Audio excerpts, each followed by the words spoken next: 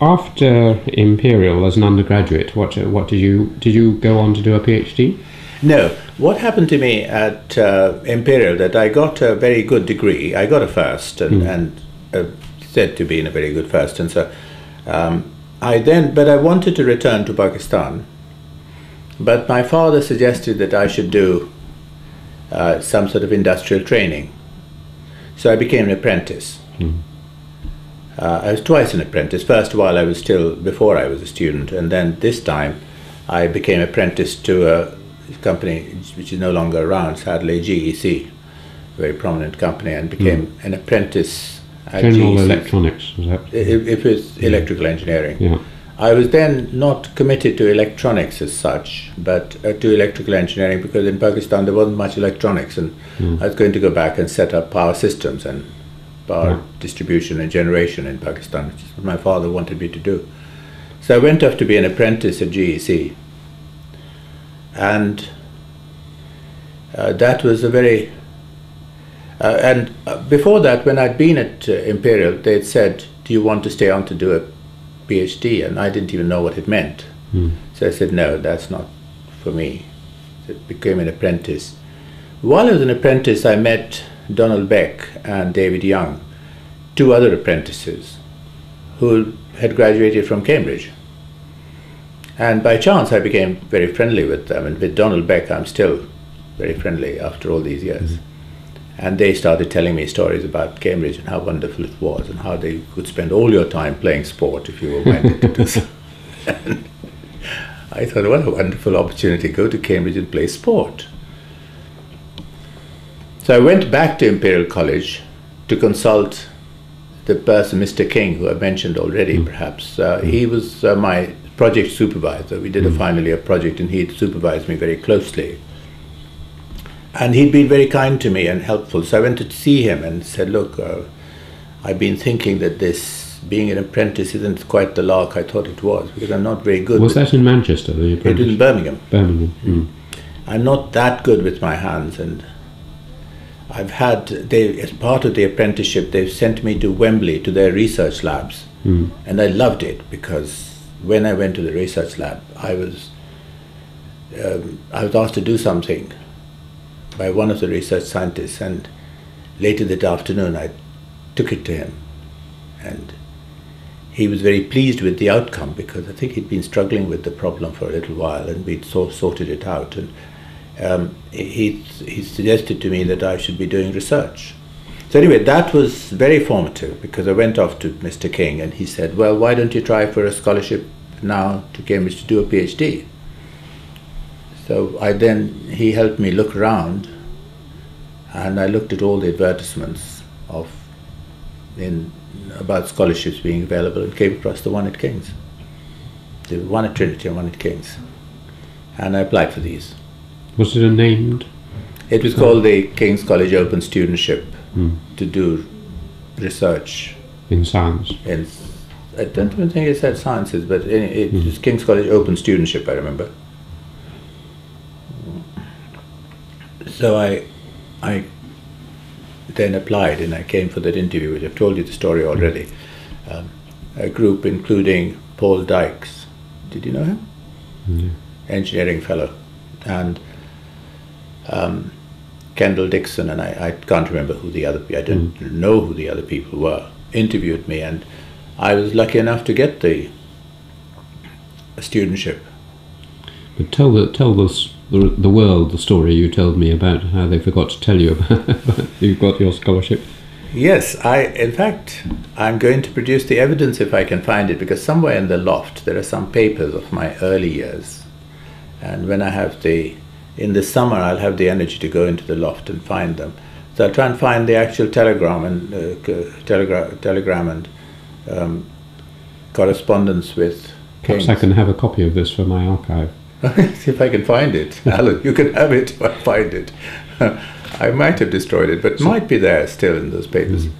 And it's merely, the story is that I went off after the interview, and I heard nothing, and I just assumed that I hadn't got the scholarship when I got the telegrams that if I didn't respond by return, of post, the scholarship would be given to the number 2 candidate. And in fact, it was quite a scolding letter from what I remember. A scolding telegram. Anyway, I immediately responded that I wanted it. And I think Kendall Dixon then said, "Oh dear, the original letter is still lying on my desk. But there's no need to send it to you now." So there I was. But he was very kind to me. He made a point of giving me a room in college for my first year, which research students usually didn't get. I was uniquely, I think, the research student who was here because the interview had gone very badly because they'd asked me about music, and I said no, I infinitely preferred sport to music. I didn't realize then that it was the wrong thing to say in King's. So he said that he'd give me a room in college so I could get to know some of the other sportsmen, who were mostly undergraduates, you see, and which I did, and I had a wonderful time as a result. Do you remember your first memory of coming to Cambridge? Yes, indeed, very clear. Was the sun shining? Oh, the first time when I came for the interview. Yes. Oh, that was funny in itself. In fact, an interesting story, because I still have the book I bought then to keep me from, to enable me to go to sleep, because I thought I'd be very nervous. And at the Cambridge railway station, there was a bookstall in those days, some bookshop, and I bought The Masters by C.P. Snow to read. So it was a good read, yes. Without realizing that I would suffer the same fate much later on. So that was an early memory. I also remember that I got up to the Catholic Church and I thought I'd arrived at King's because I'd been told at the station.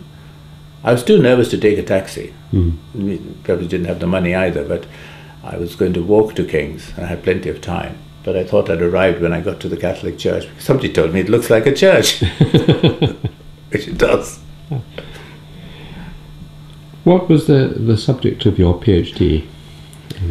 I worked on electron emitters, they're called cathodes, under the supervision of A.H. Beck and Sir Charles Oatley.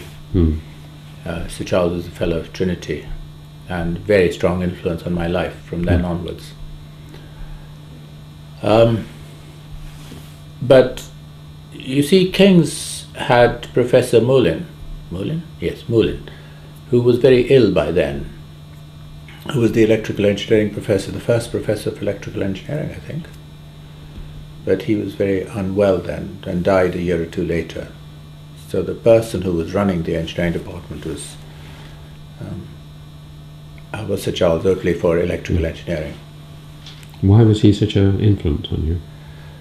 In what way was he such an influence? Well, there were so many times that he changed my life. First of all, he was an outstanding scientist, and he suggested that I should work with the scanning electron microscope. So I moved from cathodes to the scanning electron microscope, and that was a much bigger and much more important topic. He encouraged me in that. Then, when I did reasonably well with my PhD work, he asked me whether I would like to stay on to do some postdoctoral work, at which point I said I'd been offered a job in California. Maybe that was one of the big mistakes of life, perhaps, not take it. But not going to California? Yeah, well, I might have gone to California, but anyway, I didn't, because I was offered a fellowship. It was called the Turner Newell. It's a university fellowship. So I took that. But then again, he was a big influence in my life, because after a year of doing that, I think I gave a presentation of my work. And then he more or less caught me in the lab. I used to be a sort of help with the demonstration. Not that it was my duty, but with teaching experiments in the class, in the lab class. And he came up to me and said, would you like to stay on the staff to teach? I said, well, it hadn't been my ambition, but he said, well, there's going to be a vacancy. There's going to be an advertisement, and you should try and... So I didn't apply, but he called me in anyway. for the interview. So I was called for the interview, and amazingly enough, they appointed me. So he was again a big influence. Was this a lectureship? Assistant lecturer, demonstrator it was called in those days, yes. but it was the same as assistant lecturer now. The term has been abolished. Yeah. But it was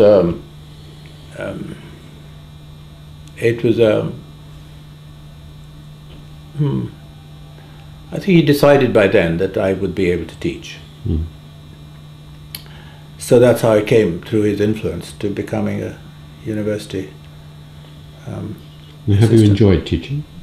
Hugely. I think I've had a wonderful life, I think. I enjoyed teaching. I taught myself to teach. And that was interesting as well, because I think that many people in those days, not now, now we're much more professional. In those days, people were unprofessional in teaching, that the delivery of the lecture, at whatever way they wanted to deliver it, was enough in itself. Now, I didn't believe that. I felt very strongly that the purpose of the lecture was to teach, and not to show off one's own great knowledge of the subject, or to be an inspiring figure that has walked in and walked off. So I taught. And I think that led to very big changes, which I was then part of creating those changes in Cambridge in itself, because after that there was a very strong influence on making sure that undergraduates had teaching. Mm. So the lecturing you really came to like, and like doing lecturing, both the writing and the giving of the lectures you enjoyed. And then I wrote my second book, Electronics for Engineers, which was designed to teach. And that became a success, because it's still in print, 1973 to now. For an electronics textbook to remain in print for, is it 20? It's 36 years. 36 years is a long time. It's hard to believe that it's actually stood the test of time in that sense. Because, again, I believe very strongly that one should teach principles. And once the principles have been understood, the rest is frills, which you can acquire. But if you haven't acquired the principles, you will not acquire the frills, but remain superficial in your knowledge. So that book actually is still in print, because it did concentrate on principles, with my colleague Peter Spreadbury, who was also a very big influence on me. Did you, I mean, Cambridge is famous for its, I don't know whether it's so much in science, but certainly in the arts, humanities and so on its famous in its supervision system, i.e. 1 to 2 or 1 to 3 kind of personal teaching. Did you do much of that? Oh yes, an enormous amount. But only, so while I was, yes, that has actually, may I put it slightly more chronologically? Yeah. If I may, because there's an interesting story for you to know, which I want to tell actually, because I think it's quite important to put the context of all those who've come to Cambridge from outside to see. I was here first as the only foreigner, so to speak, in the engineering department. And yet, Cambridge has the duality of department and college. Now, I wasn't elected to a fellowship. So, from being a demonstrator, I moved to a lectureship, and 3 years later, I was promoted. Now, by this time, I'd become strongly aware of the college system. I knew as a student, of course, the college system, but I hadn't been aware of the fellowship system. So now I wanted to be a fellow. It was something missing. If I was going to have a career in Cambridge, I wanted to be a fellow of the college. So I had what might be described as a horrible time in this, because I looked around and there were people coming in and getting fellowships, and Haroon Ahmed, whatever he was doing, was not going to get a fellowship. 4 different colleges interviewed me approached me because people in the engineering department put my name forward, or somebody would, or something, and I wasn't elected. One was a very interesting experience. After the interview, I had this letter saying they really, really liked me. They thought I was wonderful. But could I possibly accept a 2-year period of probation before being made a fellow? I declined. I said, no, I thought that was almost rather insulting. And I was then invited to have tea with the master. But the letter was couched in such, later on I was to be almost as hypocritical, but in such a pleasant manner that I felt I had to go. So I went to have tea. I was very impressed with the master's lodge and so on. So I went to have tea. And he explained to me very politely that it was nothing racial, it was cultural. Would I be able to cope with the cultural aspects of living in college and as a bachelor and mixing with the fellows in equal terms and so on? And would I reconsider my decision not to accept this proposal? And I told him quite politely that, look, I would not reconsider it. I thought it was completely inappropriate. In what way do you think that I'm culturally inadequate? Would you like to talk to me about some aspect of the history of England, or the history of the world, or the philosophy, or something, and we can discuss whether I'm culturally inadequate? And he said, no, it's not me. I am totally on your side. I was leading the battle to have you elected, but we are a fellowship and a democratic system, and the votes have gone against you being elected immediately. So I declined. It was a difficult time in Cambridge in those days. So Corpus was wonderful. They elected me. This was the early 60s? 67. 67. That date I do remember. And as you said yourself, chance plays a part. I think Sir Frank Lee, who was then master, had seen me. I think he'd seen me playing cricket. And that was enough. You were one of us. Listen, you know better than I do that cricket is a part of the cultural heritage of this country. And to behave on a cricket field perhaps was the calming influence. But I don't have any negative feelings about Cambridge. It was a different world then. But it was a pioneering moment because I was elected to teach in a college in Corpus.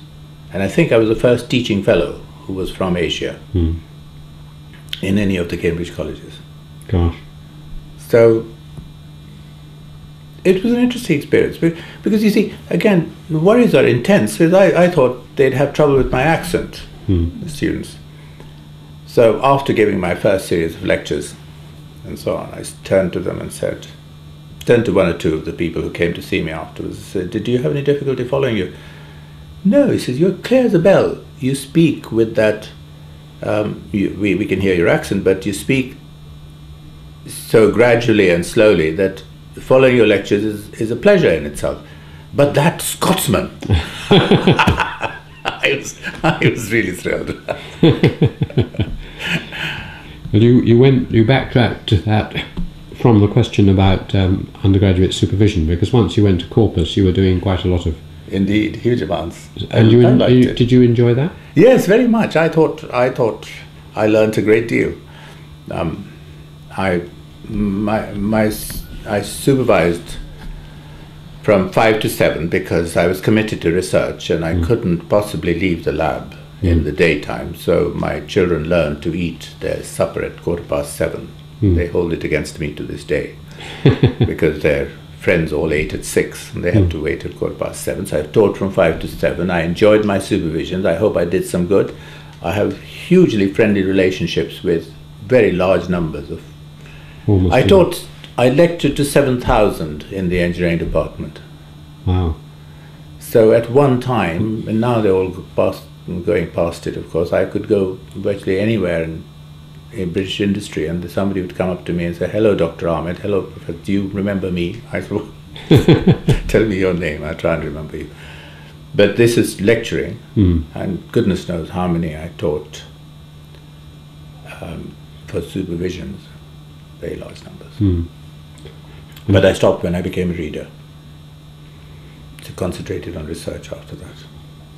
And what about doctoral supervision? You've done a lot of PhD supervising. Yes, I've had nearly 100 PhD students. Gosh. So they're a huge number.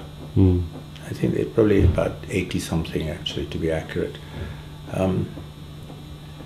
And that was just so wonderful, because every time I was tempted away from Cambridge, as you must have been, the one thing that brought me back was what wonderful people one has to work with here, who stretch one, even if they're 21 and you're a 50-year-old professor, and then you got into a discussion and you found, my goodness me, am I learning something? So I think my PhD students were just gold. I mean, some educational reformers well away from academic life usually feel that you should separate research and teaching, and then you should have research dedicated professors and you should have teachers, which they're doing in some universities. Do you think that's a good idea? No, not at all. I would be strongly opposed to that, because the two play a part in making things work. People have to have the information that comes from teaching, and there's no clearer understanding of a subject that comes until you've taught it. This is what my belief is, that those things that I have taught well, I have been forced to understand at the basic principles. I strongly believe that teaching and research must go together, and helps both sides. But I do come back to this point that many people who do research feel that teaching can be done in a second-rate way because their research is so good, and I would be strongly opposed to that. So I suppose one's paid to teach here. It's a big effort to learn to teach properly, to teach well. I bought myself a tape recorder. And listen to yourself. To listen to my teaching. That's how awful I was. The gaps were in the wrong place. If you were giving advice to a young person starting out on teaching, say lecturing particularly, is there anything specifically, apart from the gaps being in the right place, that you would recommend to them? Yes, I spent a lot of my time thinking about how to teach, and some of this is reflected in the book Electronics for Engineers. You must make sure that you're teaching not to impress, but teaching to inform, to excite, to inspire. And so what we did in the book was to create, for example, keeping the attention of the class is important. So we created very early on the concept of stopping the lecture halfway along to give a quiz. So what we would do, Peter and I did this together, we did these experiments together, my co-author, and we'd stop the lecture halfway through and we prepared these overhead projectors just coming into. So we'd have this ready and so flick it on. And there was a quiz. So I'd say, look, there's a 5-minute break, there's a 5-minute quiz. For 5 minutes, I want a break, you want a break. You do this quiz, and then we'll do a little test afterwards. Be honest, because if you're dishonest, it doesn't matter. You only fool yourself. I'm testing myself, not you. And they were quite relieved with that. So they do the quiz, and I'll say, look, hands up all those who got 10 out of these 20 questions right, and the forest of hands would go up, and I would be greatly relieved. And then I'd say those who got 15 right, and then it's a number less, and I'd say 20 right, and 2 hands would go up and say, look, I've obviously failed. And this would bring the house down, Sort of say, hey, next time, let's see if we can do better. So after every 3 or 4 lectures, we'd use this quiz. I gave a 20-lecture series. So it was to mingle with the students and get them involved in this. They were terribly nice to me. And they gave me we had to give in these little white pieces of paper. This started when I was in my time. Yeah. Before that, we had no check. In my time, we had to start giving out these white sheets of paper, and my daughters would analyze these for me and plot out the graphs and so on, and I could see that I was improving as a lecturer. And that's shot off the scale because of this a wonderful one. Many, many years later, giving one of my last lectures, and this white sheet of paper came back to me which said, I was a professor, but dear Professor Ahmed, enjoyed your lectures, also learnt a little, but could you change your script writer? The jokes are the same as the ones my father heard. Very sweet. So you've gone through a generation. Time to move on. Let's now get to your research. I often place the interviewee in the position of summarising for the future 2 or 3 of the bits of research they would really like to be best remembered for, what they have achieved in layman's terms. So could you possibly do that? Yes, I'll try. So I started my research using the scanning electron microscope, but early on I had come to the conclusion that this subject was something that had moved on and that I'd like to start something new. So a derivative of that is to use the electron beam, which is used in microscopes to examine objects, to actually make things small.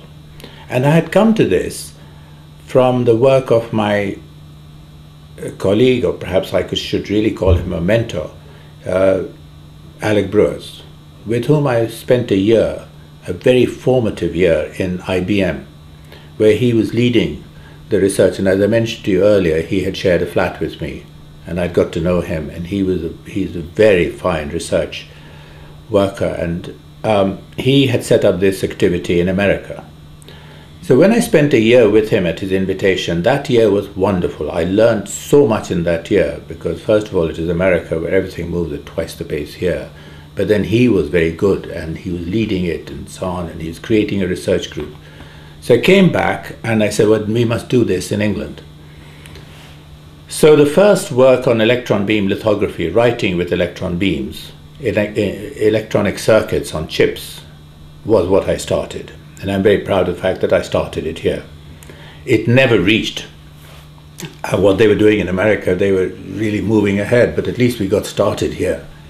And I started that together with my colleague Geb Jones, who's now a reader in the Cavendish. So we started that together, and I thought that was pioneering work for this country. Then, having done that, I later went back to America for another period to work in the semiconductor industry, making chips, but also becoming more interested in how semiconductor chips worked and so on. So I started working on that. Then I came back and started working on semiconductor devices in the time when they were still just about to the stage where they could be put into computers, personal computers. And that was, again, in this country, it pioneered the activity in that sense, and particularly in this university that we started working in that area of making these chips. And I set up the collaboration in this area with the Hitachi company from Japan. And so that's the second topic. The third topic that arose out of that work was that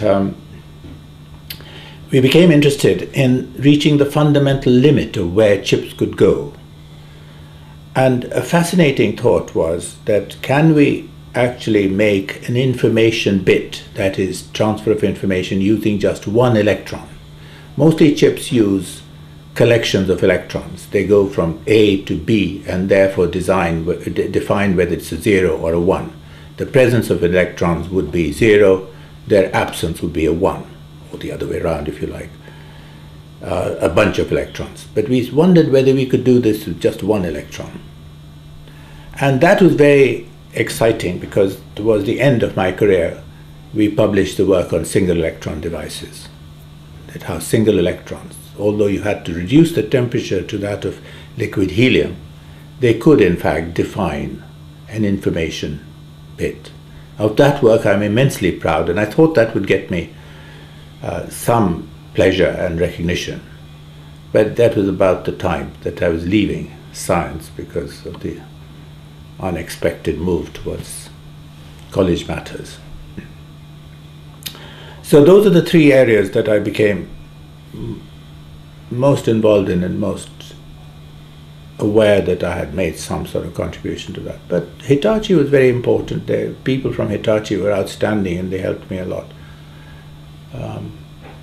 So Sam Edwards, a Cavendish professor then, was enormously helpful in facilitating my move from engineering to the Cavendish.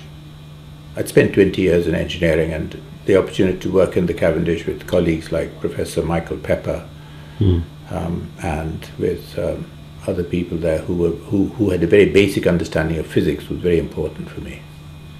And of course again with Professor Brewers as he returned back to Cambridge and was again a very forceful figure in science until he moved off to becoming Master of Churchill and then Vice Chancellor.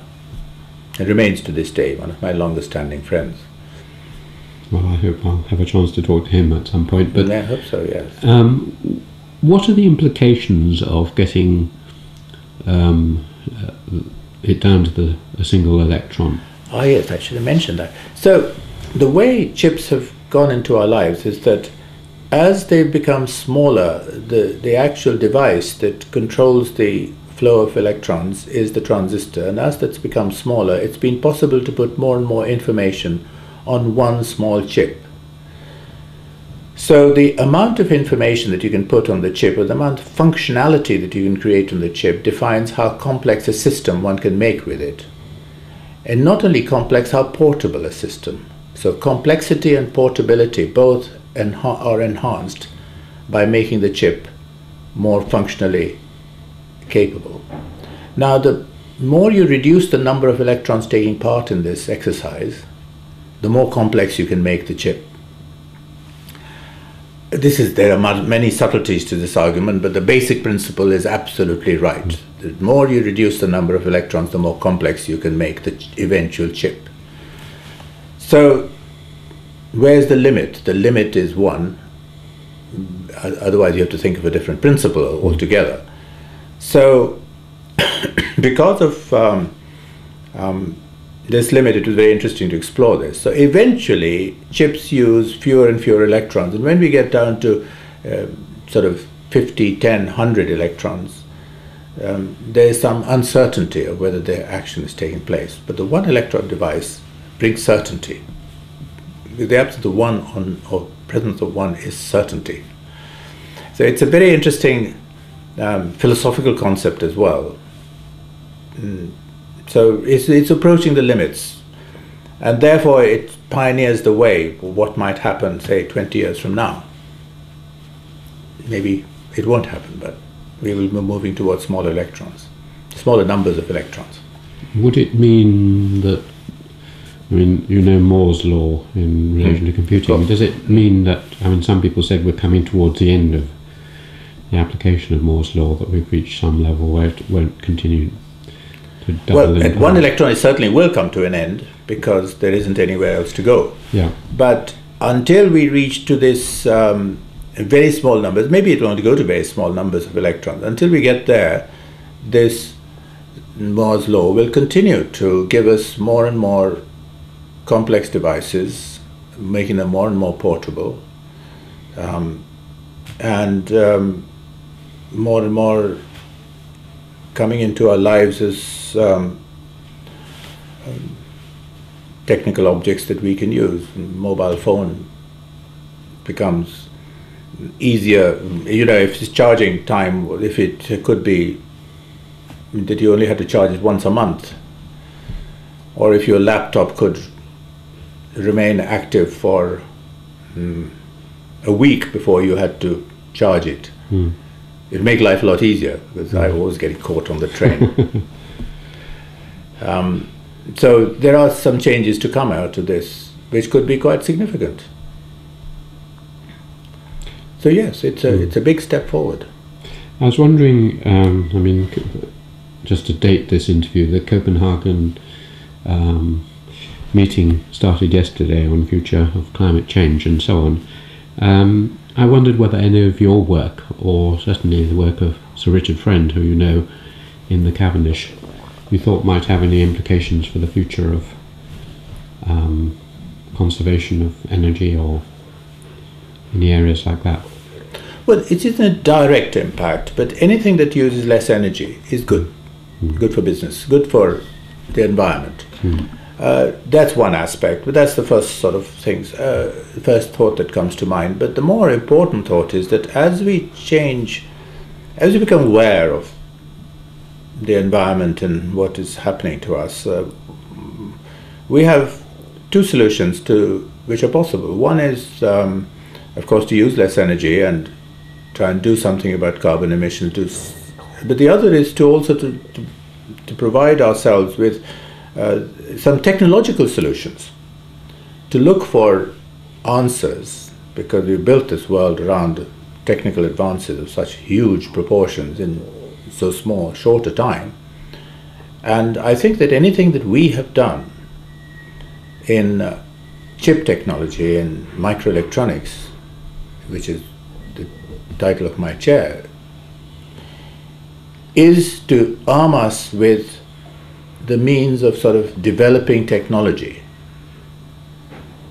which may, I'm not saying that it will, but which may make it possible to solve some of the problems that we are faced with, this sort of otherwise environmental catastrophe that's coming. I play golf, as I mentioned to you, and when I go to Scotland, I'm amazed at the changes that are taking place. The golf course used to close on the 1st of November, now they play all year round. The climate has changed. Yeah. You may not, sorry. No, you wanting to stop? No. You may not want to talk more about this, but I asked David King about the work of Richard Friend on plastic logic and on polymers and ways of capturing sunlight not using silicone-based systems. I wondered whether you know of this work and whether you think it's promising or not. Well, I think he's absolutely brilliant and the work is very promising, I'm sure. But the thing is that I sort of more or less left science 10 years ago. In some ways I'm sad about it. But in other ways I had another job, so I'm out of touch. But one of the great figures in recent times in this university has been Richard Friend. And I think that he's doing some fantastic work. But I'm not in touch with everything at a detailed level at the moment. Okay, well let's go across to that other part of your life then. To your surprise, you were elected Master of Corpus. Why did you do it? Why did you want to be, apart from being the first? Oh no, it was, I have to go back to saying to you that I was elected a Fellow of Corpus, and I then so honoured. And Corpus then became, because 4 other colleges had turned me down, therefore Corpus became something, and Sir Frank Lee, the then master, became something of a hero figure. You see, chance made me master many years later, so I was able to, I got access to those papers that elected me. Perhaps I was naughty to look at them. But then I couldn't resist the temptations of curiosity. So I realized that he had played a fundamentally powerful part in having me elected, because even in Corpus there was powerful opposition on basis which I can now sense as racist, disguised as cultural. But he had fought those forces and got me elected. And you will probably know from your knowledge of the history of Cambridge that many colleges up to 1919 did not permit the admission of Indians to the college. Did you know that? No, I didn't. Indians especially, or Indians. sounds a bit bizarre. No. The only people in those days from the British Empire who were capable of coming to study at Cambridge were Indians. They couldn't come from Africa or Aborigine Australia or something. The Indians were threatening because they were clever and they could do sums and they could do all sorts of things, and they were threatening to come to universities. There were universities in their own countries. This was after Ramanujan. No, the telling moment came at the end of the Great War. Because Ramanujan wasn't he before the war? But he wasn't a fellow. Well, he was a fellow. He was a fellow, but it was to admit it as undergraduates I see. that the difficulty arose in many colleges. Not at Trinity. Trinity was very much a pioneering college and took all sorts of ways of its own. But many of the smaller colleges, you must read Patrick Bury's History of Corpus. You'll enjoy that. Many of the smaller colleges said, no Indian shall be admitted. Full stop. But after the Great War came this thing, so many brave Indians have given their lives for king and country, they should be admitted. So statutes were changed, rules were changed, maybe they were in ordinances only in some colleges. Anyway, so the background was that I was admitted to Corpus, so I fell in love with Corpus. I said, well, look, this college has done something extraordinary in electing me. I was the first teaching fellow who was an immigrant, who was not expected to perform to the levels of others, who was elected. So I then decided that I would do whatever it took to do my duty at Corpus. Later on, I was made an assistant tutor, asked to be an assistant tutor, and I was very flattered by that. I said, look, okay, I don't want to do this, it'll interfere with my research. I don't want to do this, but they've asked me to do it, and I owe a debt to Corpus. So Corpus won again. And then they left me in peace when I finished my term after that, and the then masters and so on were very aware that my research career was progressing. And when I was made a reader, they allowed me to stop teaching. I asked if I could stop teaching and retain my fellowship, and they said yes, which again was a great kindness of the college to do this. But then he asked me, the then master, Michael McCrum, asked me to be head of the research students part of Corpus, Leckhampton. Leckhampton, yes. I was asked if I would be president, and I declined with alacrity because I didn't think I would be very good at all these sort of social occasions and things. You were married by then? Oh yes, I had been married a long time by then, but Anne and I did this together. We've shared our lives, and she was wonderful as warden's wife as well, because I became warden of Leckhampton. I said that job I will do, but I didn't want to be president. The warden was a real job. When I finished with that, then I said, okay, now I can sit back. I've done my duty for Corpus. But again, when the Corpus mastership election, as in many other colleges, runs this course, that they try and isolate an internal candidate as a sort of stalking horse against the much more distinguished external candidates who will apply. So when they were advertising worldwide for applicants to be the external candidates, they had isolated me for some reason as the stalking horse. So I was quite happy that, okay, I'm popular with the fellows, so what? But then, you see, I suppose they then decided to elect me, and when I was, I can't deny that I was very flattered also to be asked. But I also felt that, this college gave me a fellowship when nobody else would look at me. And so I was definitely had this mixture of feelings. I'm flattered. But what gave me most pleasure of all was when the daughter of a master long ago, who was master in the 1920s, and she was still alive, wrote to me that you've been elected as the first internal candidate for nearly a century. So I thought that's wonderful, that they should ask me. One of the curious letters of congratulation I received said, it says much for the fellows of Corpus that they have elected you. I think that's true. So tell me a few of the highs and lows of being Master of Corpus. Oh yes, well, it has its highs and lows, as you rightly said. Well, but one of the high moments was when John Taylor wrote me a letter saying that he'd like to come and see me. John Taylor is the inventor of the cordless kettle, and therefore his kettle has been outstandingly successful. Therefore he became a very rich man. And he came to see me, and we got along extremely well. We discovered that we were the same age, and he said to me that I will help you to do whatever your ambition is for the college. So I said, we'd like to build a new library. He said, I'll give you half the money. What a wonderful way to start a mastership. So suddenly somebody said, I'll give you millions to do what you want to do in the college in your time as master. So that was a very great highlight of the Was he an old Corpus? Old member, yes. Yeah.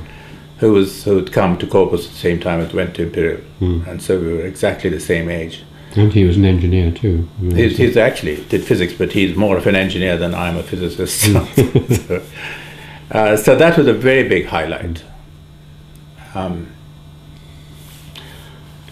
And I think that I had to look after the Parker Library and the building of the Conservation Centre, which is again through an old member managed to raise the money to build the Conservation Centre for the college, to build a library in my time, to get the Corpus clock put in, which you no doubt have seen. The recent one, Yes. Stephen Hawking opened. Yes, I took that through my governing body in a painful series of meetings. And then the digitization of the Parker manuscripts. So it's a very active mastership. I did a lot of things, I think, in my mastership, with the help of numerous fellows who were wonderful, and with the opposition of numerous fellows who were not so wonderful. We got it done. And in a college, to get things done is a curious interplay of democracy and leadership and bending and pushing and so on. So I found that I was able to do these things. And partly because I had been a fellow for so long that they more or less trusted me. And I suppose the most touching moment was when I left and they gave me a little silver present. And I can't do Latin, it's not educated properly, but it was all inscribed in Latin, so I asked I asked William Horbury, who's a Latin scholar, one of maybe you know him, Professor of Jewish and Christian Studies, great authority on Latin. I said, William, could you read this to me in English, please? And he said, yes, it says, to a much loved master. Oh, how nice. I thought that was very nice. Lovely. To have been efficient would have been one thing, but to be loved is another. No higher praise. So I retired in very good grace and very happy that although there had been ups and downs in the mastership and a very big down, on the whole, I had had a wonderful time. Then you say you retired from that, but you became an advisor to the Pakistan government. I didn't retire, actually. I uniquely among Corpus Masters resigned. Resigned? Because that's an interesting story. Well, President Musharraf and his colleague, Professor Atar Rahman, who is an honorary fellow of this college. Oh, yes. They jointly approached me to help them in a new scheme that they had dreamed up. Professor Atar Rahman had dreamed up a scheme where he'd got 5 European countries to commit to setting up universities, their universities in Pakistan. And Japanese university and a Korean university as well. And they'd looked around and they had identified me as perhaps uniquely, and I mean, if I can claim uniqueness, this was unique, that I was an academic, that I knew about Pakistan, and that I was connected with all levels of academic life in Europe and America and Korea and Japan, having spent 40 plus years here. And they put a powerful case to me that if anybody could do to help them in this, because I could open doors in Europe, And I could sort of help to get the university set up in Pakistan, and I speak Urdu as fluently as anybody else, and I could sort of mingle in there, and I could do this thing. And in the end, I accepted their arguments that they couldn't find anybody else in the world who would have this sort of link so Western, and yet when I'm in Pakistan and everybody hears me speak, they think I'm the most cultured Pakistani around. Because I still speak in that old-fashioned way. No Americanisms and no mixtures of languages. So they think I'm very cultured. So that because of that, I took this thing and I resigned from the mastership in the last year. I would have been master for another year only. Then I would have had to retire. I said, look, everything's fine. The library is built, the clock is done, the conservation center. Do I do anything else? I haven't got time to do anything more. Let us leave it to better people and do this for Pakistan and Europe, because I think it's just equally as good for Europe that these universities should be there. So I did that. I left to do that, and for 2 years I worked harder than I have ever worked in my life. And successfully at all? My part of it was totally successful. I have left them with a scheme and with connections and with everything in place to do something quite wonderful. But alas, both Atar Rahman and I suffer from a huge disappointment that the government changed and the new government won't have any truck with it. But just imagine 5 universities, 7 if you take the Asian ones, taking this huge bulk of young people and moving them out of extremism into, and each one who would graduate from this would create 1,000 more moderate people in this country. Was such an opportunity missed. So I'm sad towards the end of my career not to have achieved this. But then, you know, you've achieved a great deal. I've left them with a scheme which is entirely workable, and no foreigners will go to Pakistan at the moment. So at the moment the scheme couldn't have been implemented because it meant all the Europeans going and teaching in Pakistan at these universities initially, while they trained up the Pakistani academics. Sorry, but at some point, when in the future, when if the situation improves a lot and you get another government, it could be taken up again. Indeed, yes. I hope that in the next decade things will calm down. You know, not unfortunately, fortunately in some ways, the scheme is being taken up by other countries. I don't mind. It's to me, it's a pleasure that the ideas are being picked up. So Imperial is going to. I'm on the board of Imperial College now. All the things to happen is where you arrive as an undergraduate and then they put you on the board of the college. It's a wonderful feeling. So when they told me that they were setting up a university, hoping to set up universities in India in the same model, I was delighted. Well, we've just got a few minutes left. Is there anything particular which you'd like me to have asked you about? There's so much in a life, more than what one can say in a short interview, but anything more about, for example, your wife, Anne? Yes, well, I was going to say to you that what we haven't talked about, and I suppose you didn't do that in your other interviews as well, you don't talk about family. Not much, no. No. But just do tell me about your family a little bit. Well, you see, my family, my life here has been so unconventional in the sense that I married an English woman who's a vicar's daughter, and she played a huge part in my life. I like talking about incidents that you've noticed because they form people. And we married, and there was her father being the vicar. The blessing was in his church because he had to have a registry of his wedding because I wouldn't subscribe to religion. But we married we had a blessing, and in the blessing stood many of my father-in-law's friends, who were themselves now bishops and priests and so on in the congregation, in the marriage ceremony. But it was many, many years later when I carried the Canterbury Gospels for the enthronement of Rowan Williams into Canterbury, that among the bishops was the then Bishop of Rochester, Bishop Say, and he wrote a little piece in the parish magazine that this young man whom I blessed with some trepidation, marrying my best friend's daughter, and he not being a believer in Christianity and so on, I was so thrilled to see him carrying the Canterbury Gospels through to the enthronement of Rowan Williams. So she played a huge part in my life, and so did my children. Daughters, did you say, or no? 2 daughters and a son, and all 3 played a huge part. But I think you've run out of time, so we'll leave it at that. That's a very important part of one's life. What are your children doing now? The 2 daughters are both academics. One, by curious chance, is working in the King's Archives at the moment. Really? Looking at E.M. Foster's connections with India. She's a scholar and she's doing some research. She works. They're going off to Durham.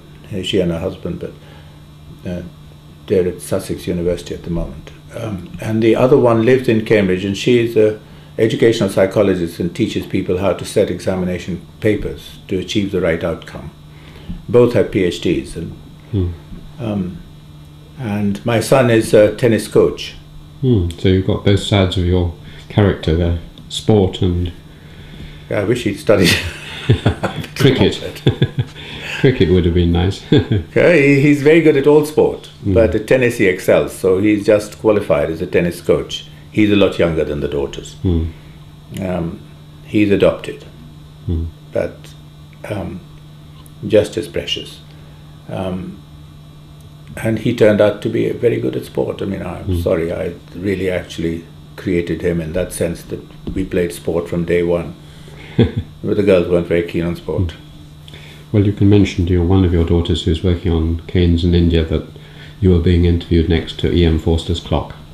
E.M. Foster in India, yeah. E.M. Forster's clock here, and E.M. Foster's clock here, and Keynes's wardrobe behind you. Here. So, and my wife read economics, and so we got very keen. So there's the wardrobe, and there's the clock.